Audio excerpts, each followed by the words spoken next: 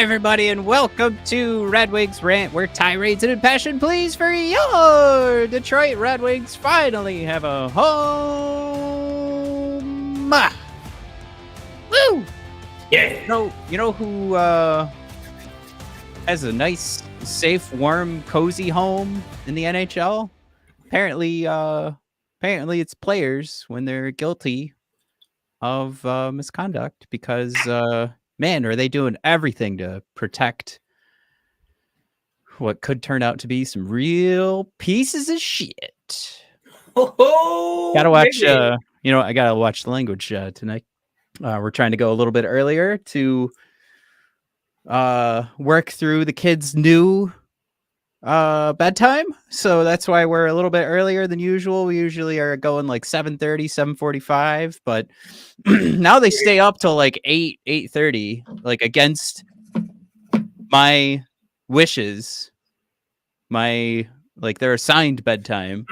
So now we're gonna let them stay up a little bit and come back. So that's why we're a little bit earlier today on the live. So hopefully we're not messing up with everybody's I've been schedule. following my own strict bedtime. I've been staying up playing video games. But Dave Aikman, hey bud, see you Saturday for the Vegas Detroit Red Wings game, and go Lions! Yeah. Now, Dave, as a Vegas man, what are you doing to get yourself a seat if the Lions win this weekend? How far do you go to get yourself a ticket to this year's Super Bowl? I think you can get a line of credit against your house, Dave. About 50 grand or so, and you can do whatever you want with that money. You know, hey, if you need, I could get you a referral. You'll save an extra like $500. Yeah, come to UWM. Get a little mortgage brewski there. We got HELOCs. Come on down, Dave. Yeah. HELOC you up, bud. Get you in the third row. You can either have Rocket help you out or have UWM help you out. Either one of us, Dave. We'll put you in a Super Bowl seat. We won't put a roof on your house, but we will put your butt in a seat. Jim Johnson, just put the hammer down, Matt. I tried. I got books thrown at me, actually, just like 5 minutes ago. Like, the corner of books hitting your shin is not fun. Man, just like Derek Lalone telling Alex Lyon to stop some pucks, and he's just throwing books. Hey, shut up, penguin face! Yeah, I'm not stopping any pucks. Yeah. No, rough game. No, I refuse. With all the standing around, there will be no. It was a bloodbath. There will be no Lions. Yeah, welcome aboard, bud. Good to see you. That second period was ugly. Not a fan. A lot of people actually brought up the same sort of assessment, and I agreed with it. Just kind of felt like a December game. Just a lot of ugly turnovers in the neutral zone. A lot of uncleared pucks out of their own defensive zone. And really, it was getting not just outshot, but the high danger chances in that second period. It's just, I mean, goaltenders are not built to... Your solid goaltender is going to make sure that when you let in all those low danger and medium danger chances, like they're in the 900s, but it's the high danger chances. And when you allow so many on top of each other, I will say I think we're 0-2 when impressive streaks are put a spotlight on. Yeah. It wasn't that long ago when Ken Daniels and Mickey were talking about, hey, this penalty kill. We've stopped him like 14 games in a row. This is a buzzsaw. Can't get past this defensive team. And then Edmonton peppered in like 4 of them. And then by the same token, Red Wings undefeated when they lead after one period. What could possibly go wrong? Bang, bang, bang, bang, bang, bang, bang. So I think we need to keep these statistics under wraps, lest the Red Wings watching the broadcast in the locker room say, you know what, guys? You know what, fellas? Not today. Tonight, we break the streak. So here's this is what happened in the first period. The just to give you guys an idea. So the Red Wings actually owned the puck on 5-on-5, and don't forget we got 2 power play goals. But in the first period, the Red Wings had 91% of the chances. But Dallas did a good job only allowing 1 high danger chance out of Ba-ba-da-ba-da-ba-da. 13 opportunities to throw the puck at the net. Only one of them was a high danger Corsi for opportunity. Dallas owns the second period, right? So they've got 80% of the chances in the second period. So it's like, okay, 90% for the Wings, pretty good. 80% for Dallas. Hey, the Wings still outchance you in the first period. No, because Dallas went ahead and put in 6, count them, 6 high danger chances. And I don't have the conversion. I have to scroll down a little bit more to figure out how many of those actually went in. It'd be kind of funny if they were 0 for 6. But that just tells you that Dallas was a little bit hungrier with their chances. And that, I mean, I couldn't find, I know a lot of you guys give me a hard time for loving these the analytics so much, but you'd be hard pressed to find a game that actually gives you this clear of a representation of, like, sure, you can hold on to the puck, but if you're not getting great chances, you know what you've done? You've held your opponent off the board. That's a good job there. But when you get those high danger Corsi chances on net, that's where you're going to get, you know, what did they put in? Was it 4 in the second? Yeah. 4 in the second? Yeah. Matt, with all that said, Jared summed it up nicely. Nerd!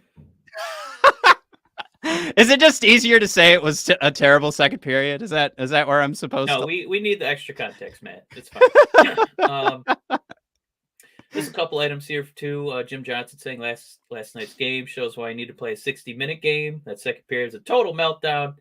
Yeah, Jim, you know, it gets like, you know, some of the jabronis, you know, like we're going to be playing Philadelphia here pretty soon. Yeah, go ahead, take a period off. But Dallas, come on, man. That's a real team out there trying to withstand the cup aspirations. I wish we didn't take periods off against them. And it's not like we were completely outclassed, right? You know, we won the first period, played pretty good in the third. So it was just, if you put a whole game together, maybe that's how you kind of climb out of scratching for the wild card and, you know, be a top 3 seed in your division. You know, call me crazy. And then Nicola, wow, Fiorenzani. Yeah, give me some grief for butchering your last name. I'm sorry. Nicola Fiorenzani. Did you guys hear Conference out day to day with the flu? How's this diarrhea? That's what it's code for. In case you didn't know, flu means I got the poopies. So how is this going to shake things up for tomorrow?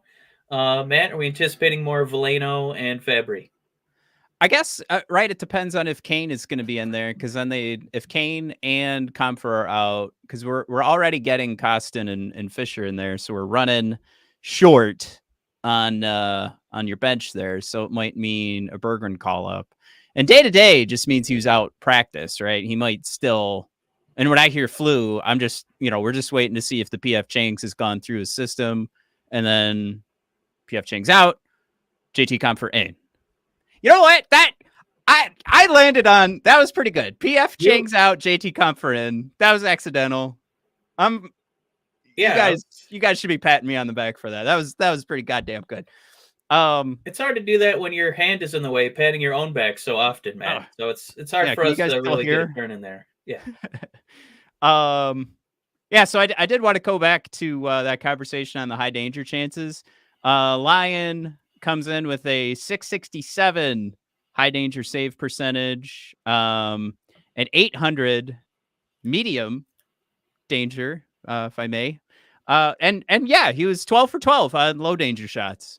So he did the job, I would say. Out of 22 shots that were medium and low danger, 2 of them got through. It's still 900 save percentage, if my math is correct. But yeah, you can't give up 6 high danger chances in the second and third period. It's just not. So you're just asking your boys to do too much. And you know what? I brought up the third period. Totally forgot Lyon got pulled for Reimer. So Reimer actually pulled off the high danger shutout yesterday, sort of out of character for Reimer, but kept us in the game. So good job, Reimer. But yeah, that's it right there. Jared throwing out there Taco Bell butt.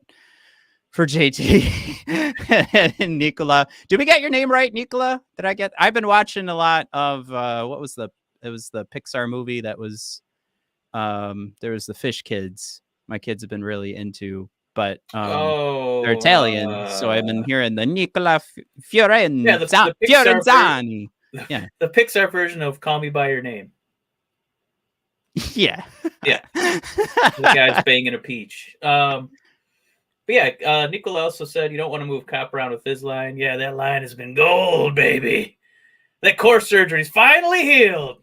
Only took us a year and a half, but we are ready to roll.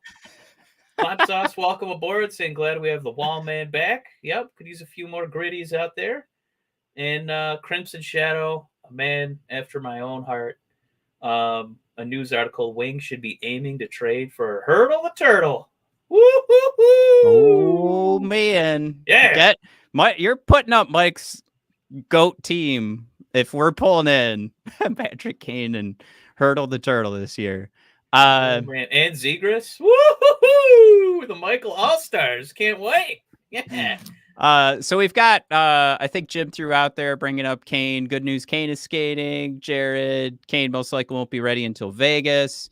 We got, and happy birthday to Daniela Bruce. Called out today. Kane's in practice today. Looks like a full participant. And then we had to pull back on that one a little bit. He was out early.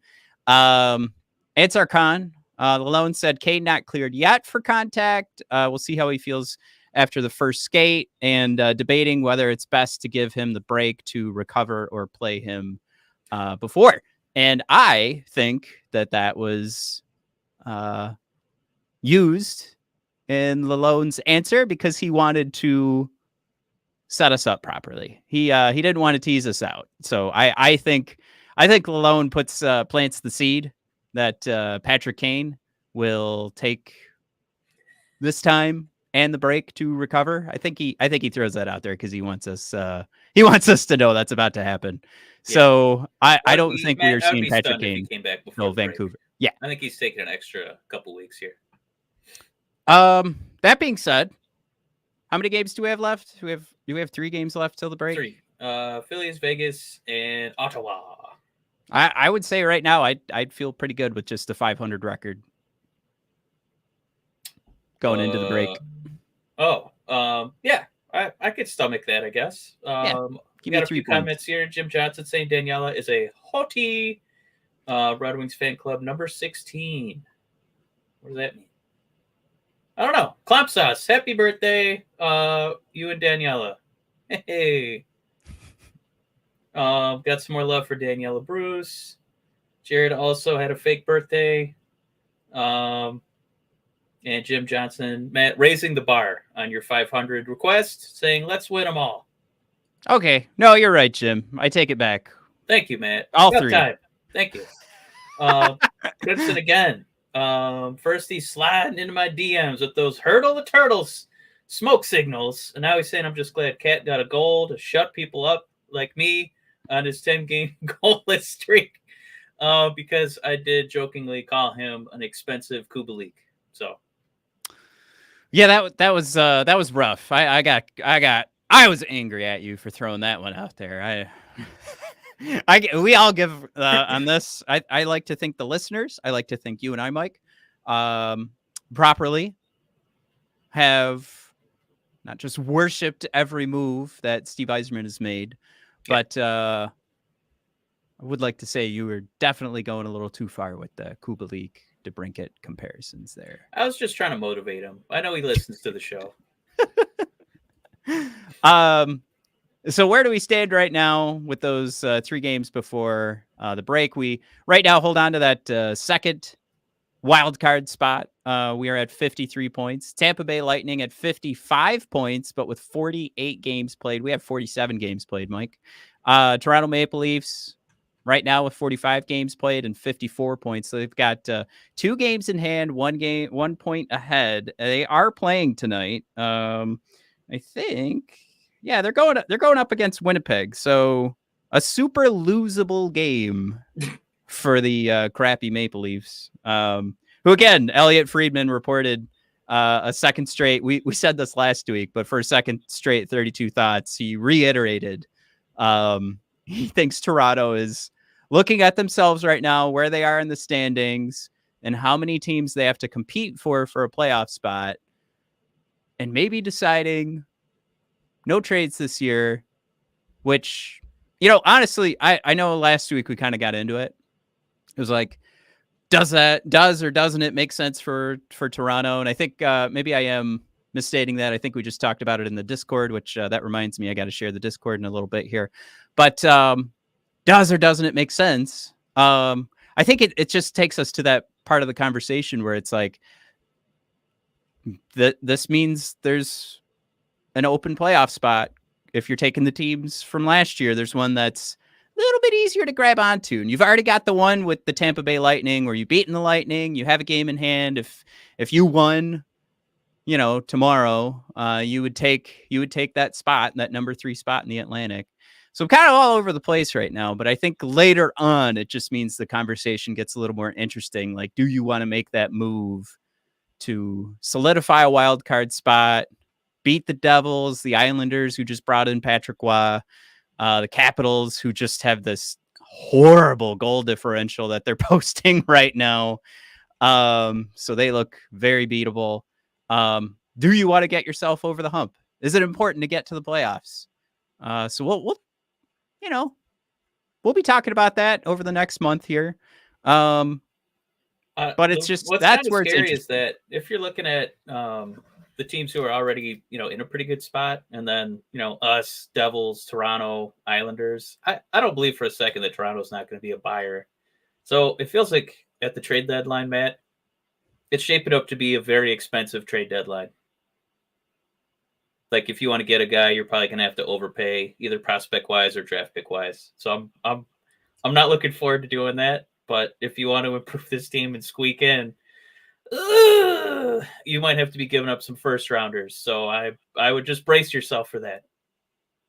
Yeah, it's one of those things when you bring up those points, like, and again, I said this will be a talking point for the next a little over a month here.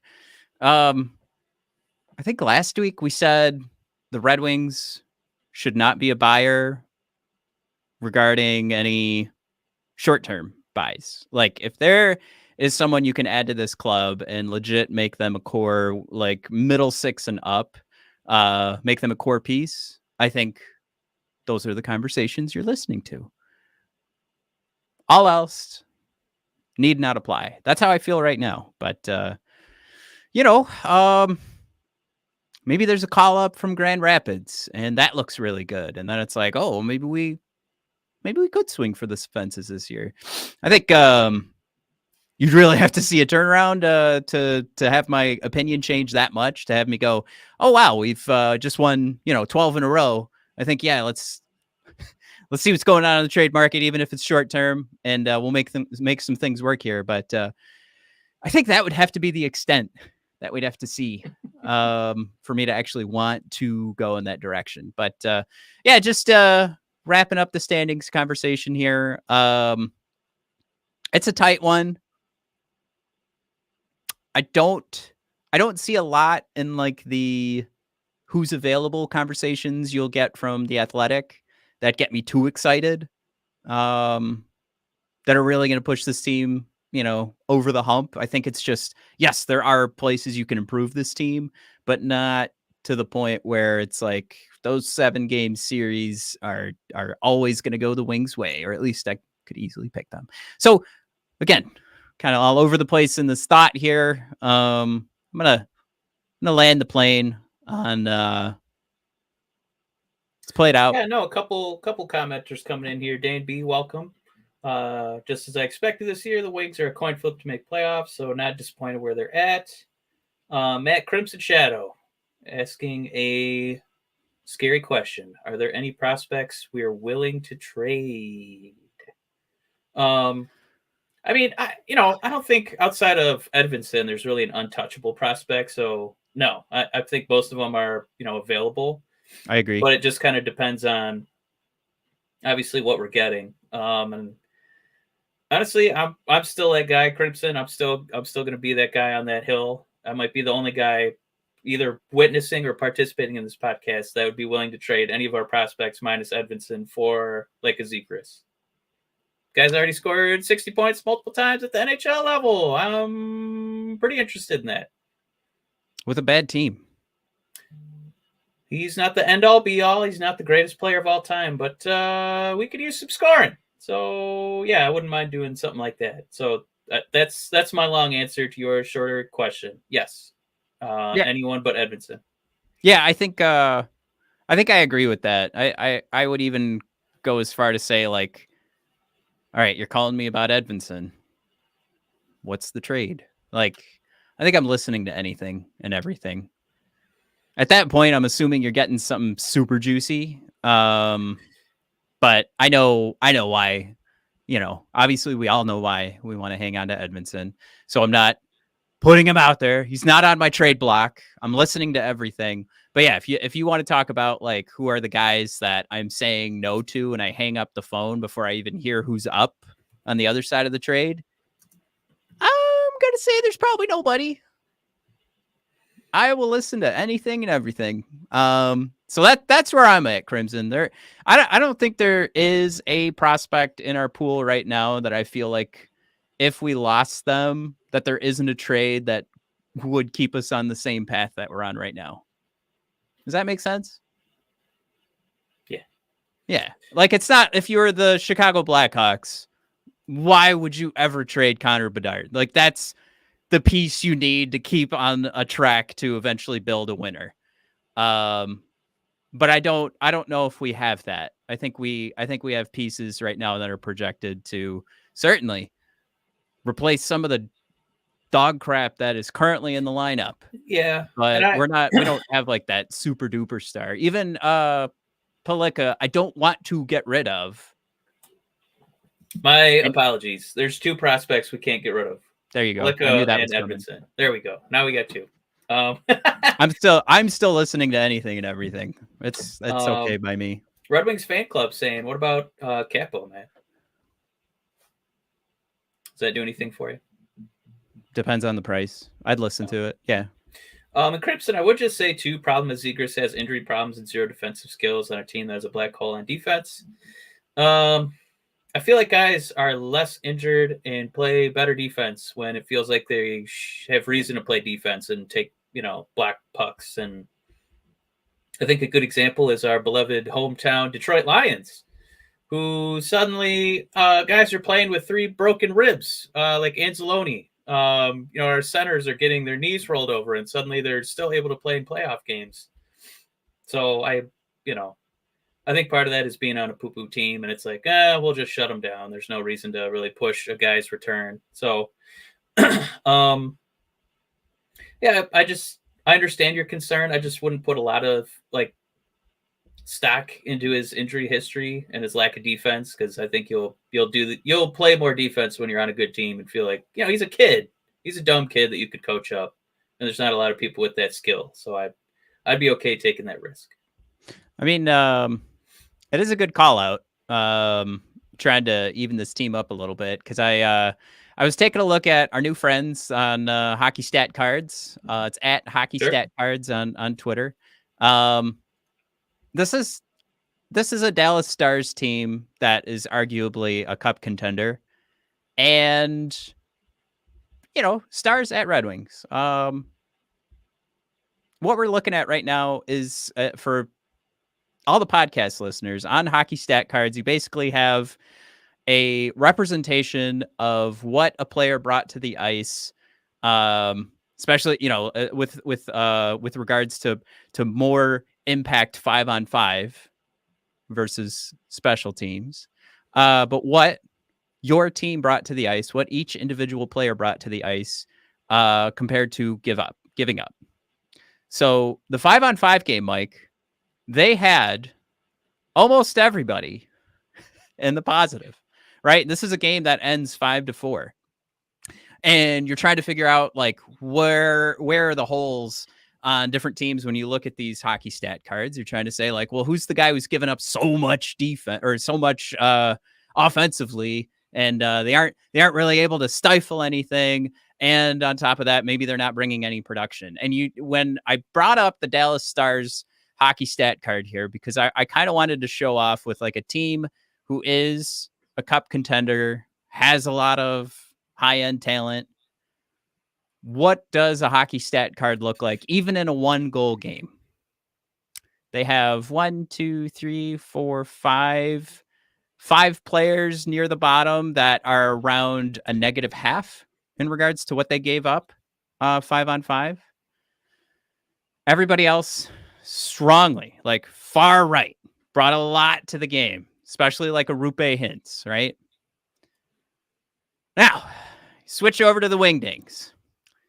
What did I say? Their lowest score was a negative Ooh. -0.5.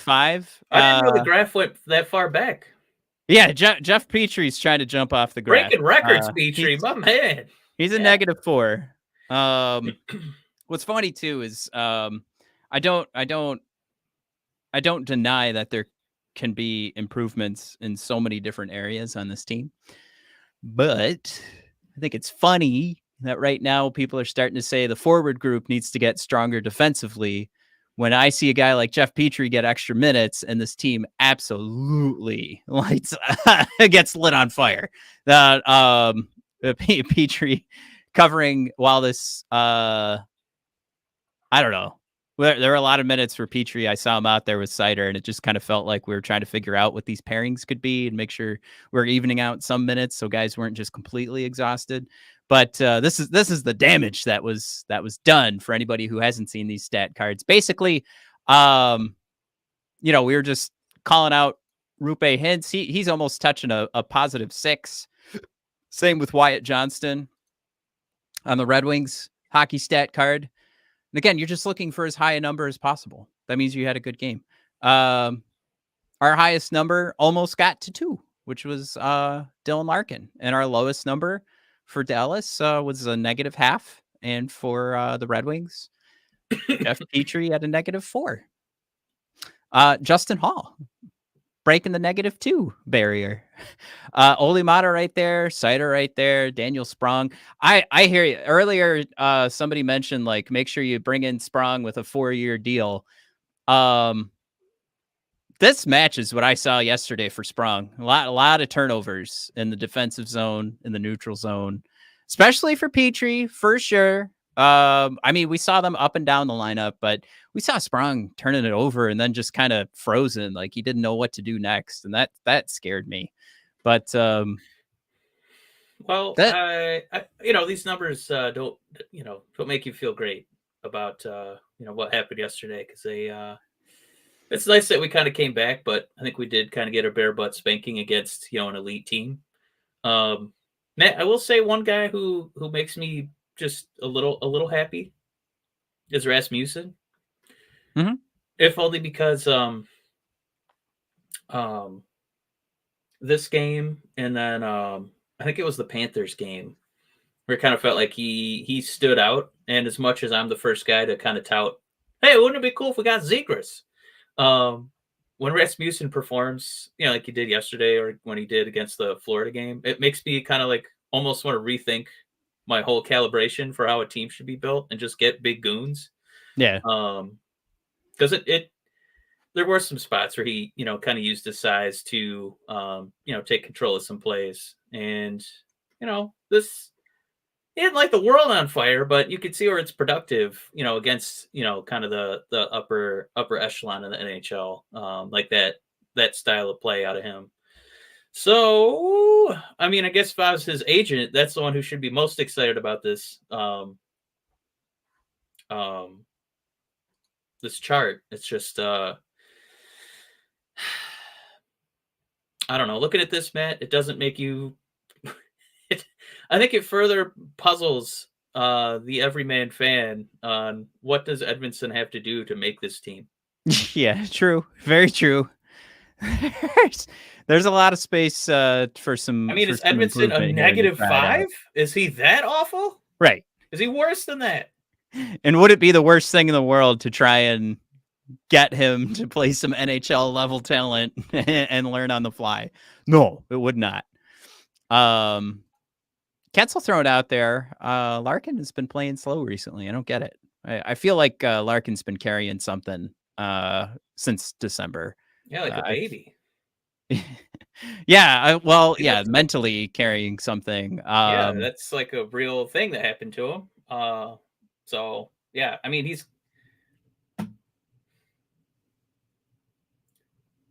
I think when I made that joke, it was about being slow, and I completely forgot what happened to him in real life. So I'm gonna Oh go hang myself now. no! What I You're actually meant, still. yeah, what I actually meant was, yeah, he did look a little slow, and we saw him have that couple turnover game before he rescued us in overtime. Um,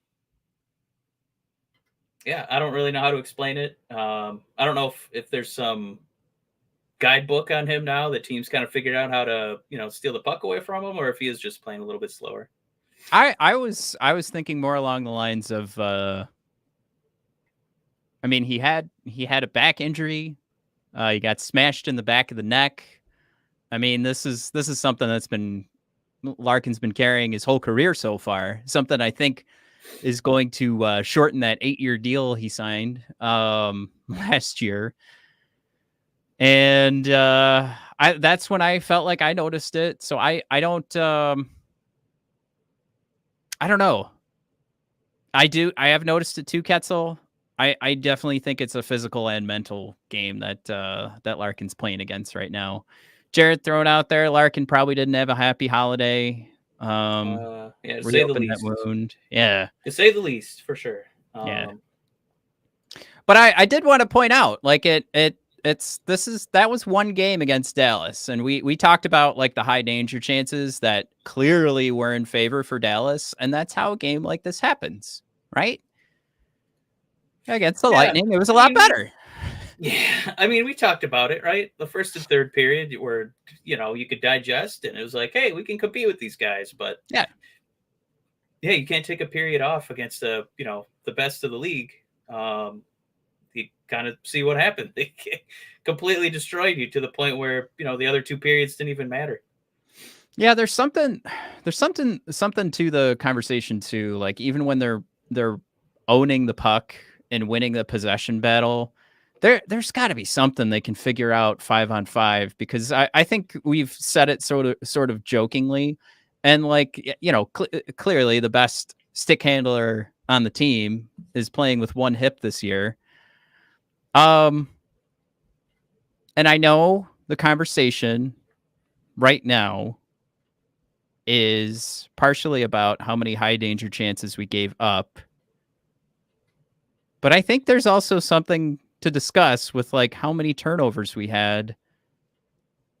And a higher skilled guy can get the puck in the zone. And a higher skilled guy is going to be your offensive talent. I don't think there is a type of player that you need to cross off here and say we're good. I think there's reason to keep looking across the board and trying to bring in these guys that are consistently going to be able to carry the puck through the neutral zone, get those passes out of the defensive zone. I mean, even Dylan Larkin has been completely at fault a couple of games, did it again yesterday. And that's again to say like, all right, well, that's not going to happen often. We trust Dylan. I'm very happy he has a long-term contract with us. But you're kind of talking about what's the situation with this team when Dylan Larkin's turning the puck over as much as he is. And you kind of have to count on him, especially when he's getting paired first line versus first line, to not do those types of things, get the puck out of the zone, limit chances as much as possible. And when he's on the first line, playing a very strong top six in Dallas, and the puck gets turned over, that's a team you don't want to give second, third, fourth chances to. So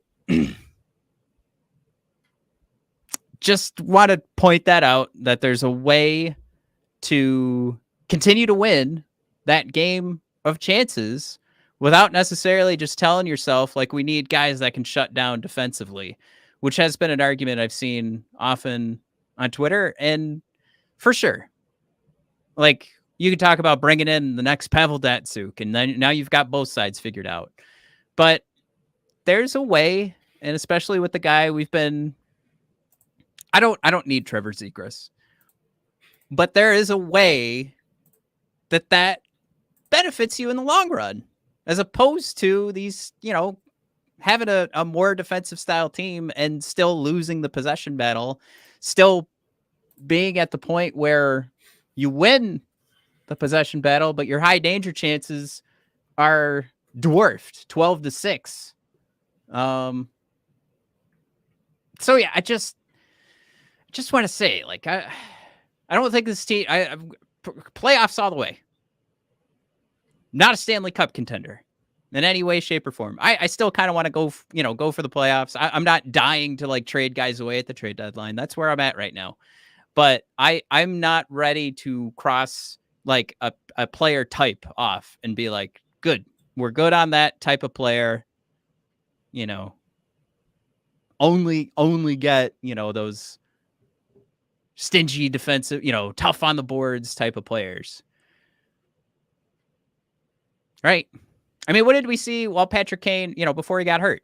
He's at the top of these hockey stat cards every night, which meant when he was on the ice, ton of offense, very little going against him. He's turning the puck over forcing turnovers. He's forcing turnovers constantly in the neutral zone. He's great.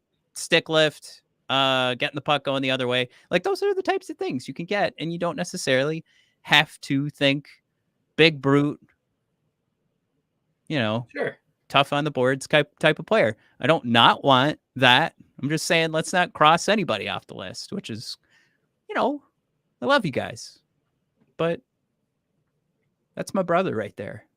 And he wants Trevor Zegras. God damn it, we're going to get him a Trevor Zegras. I'm just kidding. Yeah, I mean, a couple comments coming in here too. Red Wings fan club gave a lot of rush chances. Don't clear the front of the net. Yeah, we do that a lot. It's incredibly annoying. Jared saying, I'm getting tired of seeing guys like Fabry, Vallejo, Comfort going stone cold. Hey, good reference with the Royal Rumble on Saturday. Like it, Jared. Good segue. Being ghosts for periods at a time. Yeah, Jared, I think it crops up more when we play good teams and these guys are playing, kind of above their skill level. But I think they look pretty good against, teams that are kind of our playing weight and below. And then we play the upper echelon.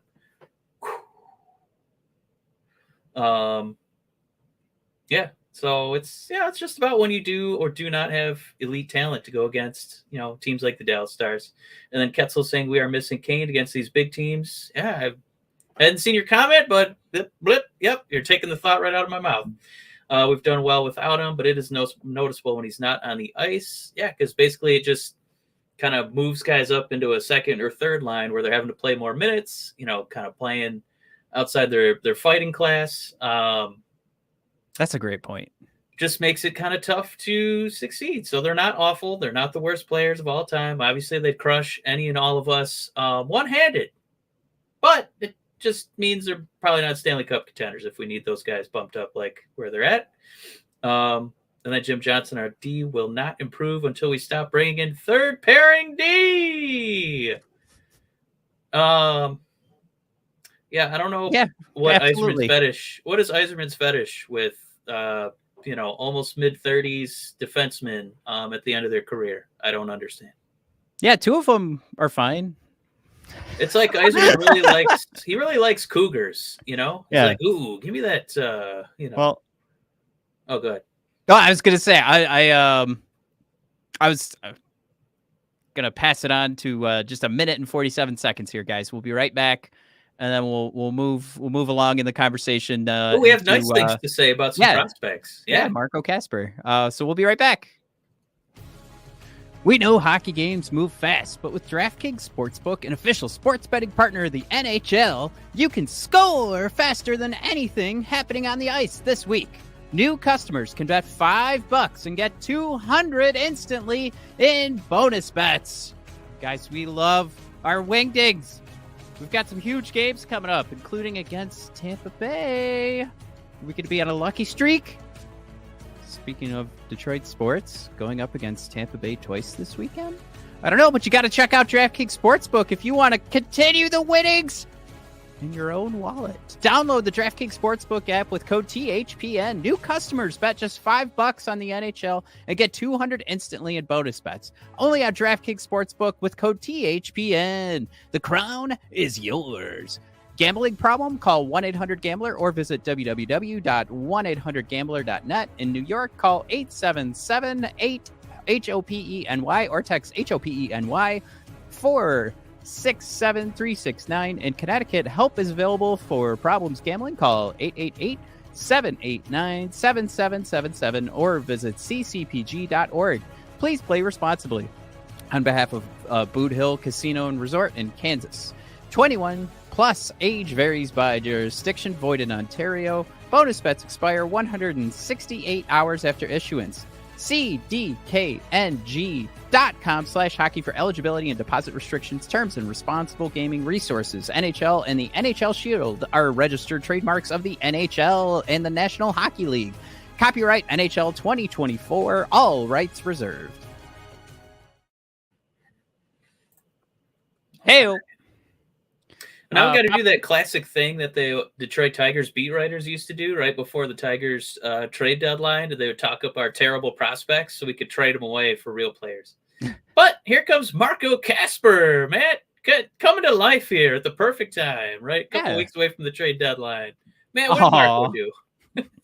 Yeah, Howie's hockey tape, player of the week in the AHL. 3 goals, 2 assists. This is an article from Max Boltman asking the Grand Rapids Griffins, what's he doing differently over the last month and a half?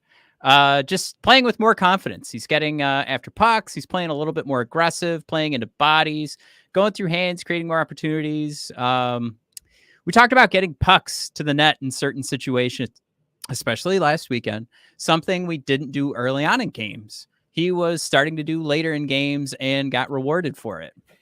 Just being a little more tenacious, a little more relentless, starting to gain some more confidence when he has the puck. So everything everybody in the chat is asking for, we don't have to trade for. It's already on the team. How much of his offense will come through that, being relentless, tenacious, and getting pucks to the net? Response, that's got to be his game. He does have really good skill, and those puck skills are still developing. But for him to be effective, he's got to get good mass to his body already at 19 years old, and he's got to learn to play inside of players with those body position battles, win those loose puck races. And you do that by going through hands, going through their bodies. He's starting to learn that. Something he struggled with early on, now he's getting it. And once you start to get rewarded by doing those things all the time, you start to feel good about yourself, get some puck luck, and now he's rolling. I gotta say, it's not my favorite thing to read where it's like, he's got to work on his skill and the puck luck is on Marco Kasper's side coming from your head coach. Those aren't my favorite things to read. Gotta be honest. But yeah, it is good to see, not just like a nice string of games, but your AHL player of the week, Marco Kasper, with those 5 points, 3 goals, 2 assists. And it coming from something where we all kind of pivoted what our initial draft projection was. And we were all like, yeah, this is going to be a guy who plays tough on the boards. And like as coach saying, that's where that success is going to come from for Marco. 100%. It's good to see, like, if that's where we've made the pivot, that was pre-season, we made that pivot and now he's doing it. Thumbs up all around. Yeah, just good news. It's tough to really think of too many talking points unless you want to get into, like Mike was joking. Cool. Now we have another trade subject. But it does beg the question, like Steve always landed on, like, guys who know how to score at any level. And when you have your coach saying, like, he has good skill, those puck skills are still developing, I wonder, like like that isn't just like popping in the coach's head. Like he's being interviewed, and obviously those are thoughts that he's shared with his staff, probably with the general manager. So I think this is great news for Marco Kasper. Anytime you can get these guys moving in the right direction, good news. But I do, we never know what Steve Yzerman's thinking. But we do have his sound bites, and that would be one of his sound bites. And there are dots to connect there with his you score at every level, and is this something just to keep on our radar? I think it is. I think it's something to just think about. I don't think it means anything too deep here, but for right now, it's good news. Sustained success is what what this is always about. Mike, Adam Ernie went 10 straight games back in 2021 with a point. So you can't get too excited. This is also AHL points, but we're moving in the right direction. So I did want to touch on one of our commenters had a really smart point. Who threw that in there? I want to credit him. Well, it's Dan B. Dan B always has smart things to say, saying Scotty Bowman was exactly the same, bringing in veteran D-men. Scotty trusted the vets in crunch time. Maybe Stevie learned it from him. And we really, correct me if I'm wrong. I feel like we really used to hammer Scotty for being like, man, what are you doing playing these old turds? And they would get burned on turnovers, and they were too slow to keep up if the puck did get turned over. And I forgot that, like in that 0-2 Cup run, we had that awesome offense, just could not be stopped. Was Robitaille on the third line? Yeah, something like that. Something like that. We were trotting out Chelios at age 40. We were trotting out Steve, was it Duchesne at age 36? Freddie Olesen at 35. Good God! But don't forget, Chelios was up for the Norris that year. He I know happened to also like Huey Krupp at 36. And they had Hall of Famer Lidstrom. So they had two Hall of Famers. Yeah. And, some 35 plus jabronis. So I think he maybe he did. Because I don't really see the value in it. They, it's like to the detriment of the team. I don't really see where the veteran experience is coming in. So I think you're onto something, Dan. It's maybe he did, and swing and a miss. And maybe he should.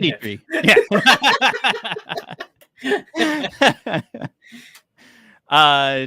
Jim throws out there Carter Mazur starting to score in Grand Rapids. Yeah, I think that might have been one of the talking points I picked up here. Nope, it wasn't. But he did go a little bit deeper in the rest of the defensemen, I should say, not defensemen. What were you going to say? Oh, just Decoy went. He did a deep cut for us with Slager. Yeah, I think he played. Oh yeah, Yuri Slager. Decoy, glad you're here. Please don't forget to share your male and female Royal Rumble winners before you leave today. And yeah, Stan Deneau, good call. Yep. Yeah, Ketzel thrown in there too. We had those Hall of Famers though. A couple other points. What do you think it's been with Tui Misto? Max just threw out there anti. Because I know he was a guy who's in the ECHL for a stint there. He comes back, and it seems like something's really working for him. Response went down just for conditioning. Was out of a bunch of weeks with an injury. So going down to Toledo was great for him. He played those 5 or 6 games in a row, and he got in quick. And so when he got back up here, I think what Andy does extremely well is move pucks. Great first pass. He's got poise and patience with the puck. He sees plays. Passes are crisp. They're professional passes right away. That's what I like about him. He gets us out of the zone quick. Mike, I pulled this because a right-handed shot. Get Tua Misto on this team. Throw Jeff Petrie in the garbage right now. You have a guy that all they want to talk about is how he gets that first crisp, clean pass out of the zone. This is all I needed to read. Tua Misto, I think they had to bring him over this year, and they brought him over as a right-handed shot. It kind of felt like, maybe he's not going to get a chance. And then when you looked up and down the prospect pool, not a ton of right-handed shots besides Pelika. So it was like, all right, let's see what happens here. Boom. I don't care. bring them up.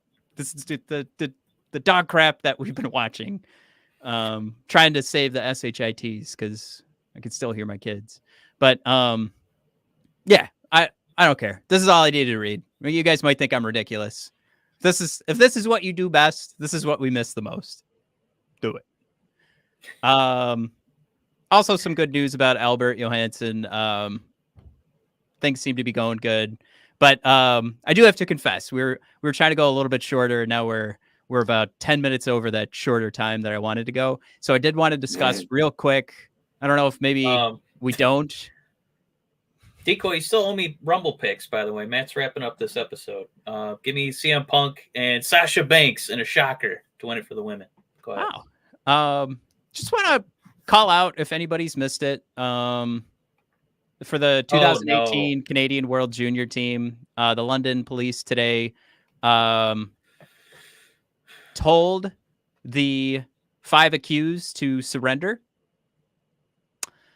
And, let's see what happens here. Hopefully those who are guilty face the music. If you're not familiar, it was 5 accused, sexually harassed someone during a fundraising event. Those 5 names have been kept quiet, and now the London police are ready to prosecute. There were some names, too, that have been put on leave through their different teams, announced on social media. We'll see what happens there. What I don't like is that at the same time that happened, the NHL started their stupid bullshit of out of nowhere talking about opening up a team in Utah. Frank Saravelli calls it out. Good for you, Frank. Look at that timing. Prospective NHL owners issue press release asking for league to admission a mere minutes after report says 5 players have been ordered to surrender to police, face pending sexual assault charges. No mention, by the way, from the NHL PR this morning on that. But they did immediately come out with a statement after Utah owners ask for admission. Then they come out with a statement to say, yeah, we've been thinking about it. I just want to call this out to make sure if you guys have forgotten, and I don't think this group has, but for anybody listening, I know you guys in the chat, it's best sport to me, best sport, hockey, best sport in the world. The worst league in the world is the NHL. How they think we would not see this or make the connection blows my mind, that they thought that this would do anything to hide this disgusting. I hate it. I hope you guys hate it too. This is just about the dumbest piece of PR work I've ever seen in my life. And there's not much else. There aren't really other hot takes to take from it, Mike, but I just, any thoughts on this? No, it's just to the point where anytime I see positive hockey news, I wonder, what awful story did I miss that came out 5 seconds ago? Okay. I mean, it's not the first time they've done this. It's embarrassing. I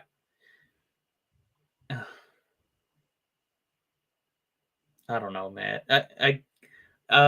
If we try to, I don't know, Matt.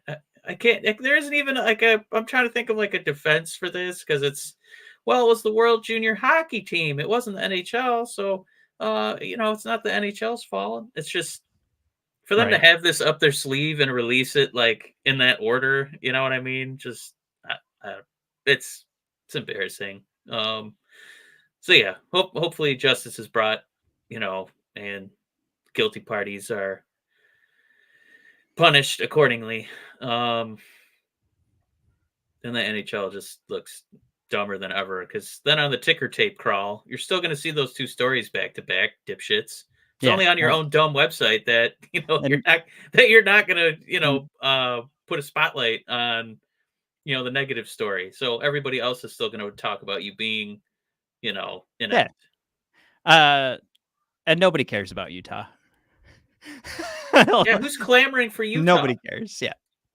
I'm not. I guess our whitest state should have a Ooh, white sport, right? I yeah, guess. I need a reason to go to Utah. All right, my little man is losing his mind right now, little teddy man. So, guys, I want to thank you for coming aboard a little bit earlier. I'm gonna go beg for forgiveness for my wife. How many times do I end an episode saying that? Love her, love you guys too, love you, Mike. Go Royal Rumble, go Lions, woo! And we'll see you guys soon. And of course, join the Discord. We have a great time chatting games live. That's actually one of my new favorite things now in my day to day. So I appreciate you guys who do come online. It means the world to me. I think it's a blast. Hey, we'll see you guys then Thursday night. All right, Sounds good to see you me. guys.